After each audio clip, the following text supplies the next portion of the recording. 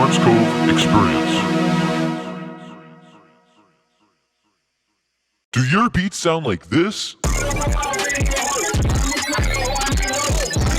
But you want them to sound like this? Then try the Barnes Cove Summer Startup Pack. Coming this summer for the low price of just $9.99, you can have a fun new way to upgrade your sample library. It includes 25 drums, 12 melodies, 16 one-shots, 15 percussion hits and loops, 10 effects, and Barnes Cove's very own master kit. Call 555-555-5555 and get absolutely nothing. And if you call in the next 2 hours, we'll give you an imaginary wristband to go along with your new drum kit. Now, have an A1 day.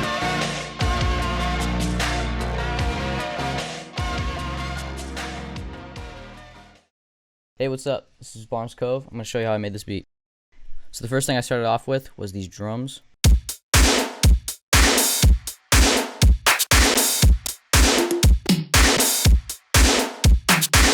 So all that is just a Scott Storch kick, a Scott Storch snare, some claps,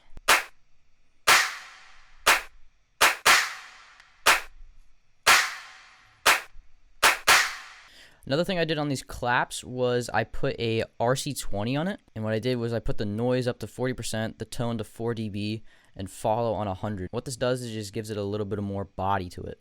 So I'll play it without the RC20 and with it.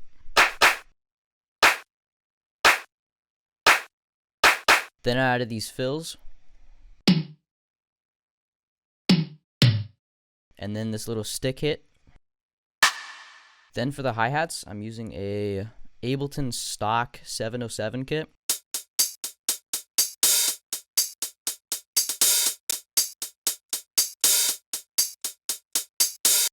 Then I added a cabasa and a bongo. Cool, that's it for the drums. Moving on to the keys, I already had a melody idea in my head, so I played that on my microKORG.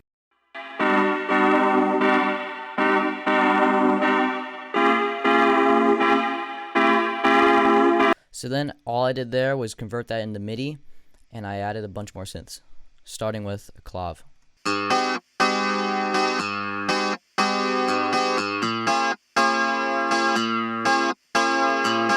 Then I added a Prophet. I'm using a preset called Synthetic Piano. Sounds pretty cool. It's very similar to a clav.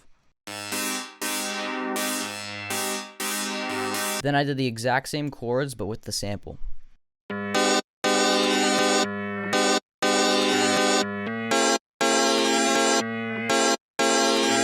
Then I added a pad from the Prophet again. I'm using the 62 Stuki.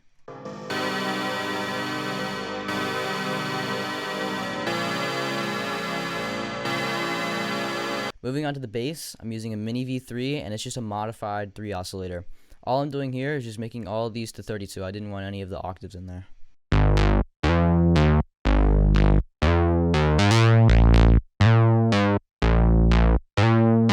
Moving on to the sample, all I did here was chop up the second half of it, pitch it up, and add some RC20. I'm just adding a bit of wobble, a little bit of distortion, some digital, and some reverb. Then on the second half, I used the exact same chop, but lowered it down a little bit, and I added this chain here. It is basically just like an auto filter. Now to the guitar, I recorded this on a Strat and ran it through my pedal board, which you'll see here.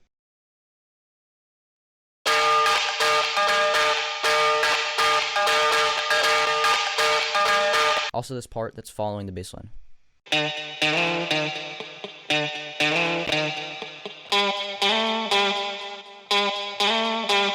Now to the vocals, I recorded all of these on the Electro Voice 660.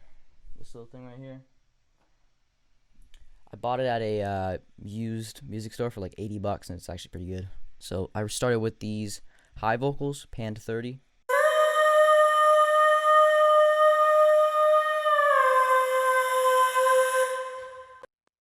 Then recorded them 1 octave lower, pan 50-50.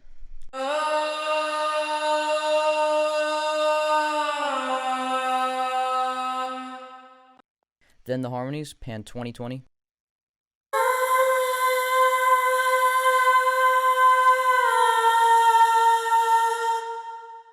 Basically, all my chain is here is an SSL.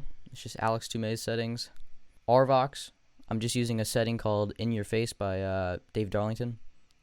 A de-esser, a 2A, and CLA vocals. All of these are Alex Toomey's settings.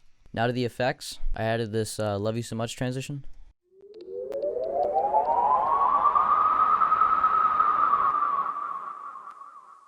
Then this white noise that I washed out with a bunch of reverb, and then I pitched it down 30, and then added some sidechain to it. This just gives it a little more body. Last but not least, I have my master chain. This basically just makes the entire track. It's insane how much of a difference it makes. First, I have Ozone 9. I'm just cutting some lows here and boosting some highs. I'm doing the exact same on this EQ too. Compressor and a limiter. Then I have a Pool Tech. It's just a track warmer preset. Nothing too special. Next, I have an SSL compressor. I'm just using a mastering preset. Nothing too crazy. Next, I have a J37. I'm using the mastering mid-frequency enhancer preset. And then lastly, I just have Kenny's mastering chain here. So now I'll show you how much of a difference it makes. It's crazy. So this is with it on.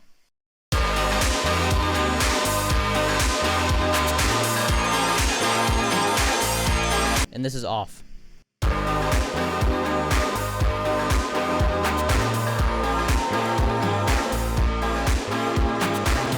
So like I said, it just makes the entire track. It's crazy. And that's about it. Thank you guys for watching. See you later.